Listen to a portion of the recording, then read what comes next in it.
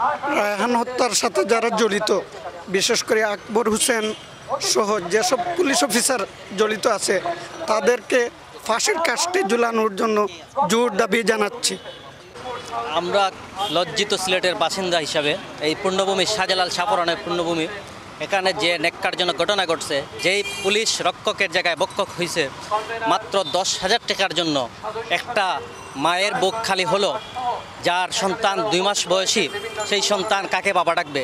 আমরা চাই সেই আকবর ভূঁইয়ার দৃষ্টান্তমূলক শাস্তি, এবং সেই সাথে এই পুলিশ এই ধরনের কোনো ধরনের বিচার বহির্ভূত হত্যাকাণ্ড যদি একজন মানুষ অপরাধী হয় তার আইনের আওতা বিচার হোক, এটাই আমাদের দাবি।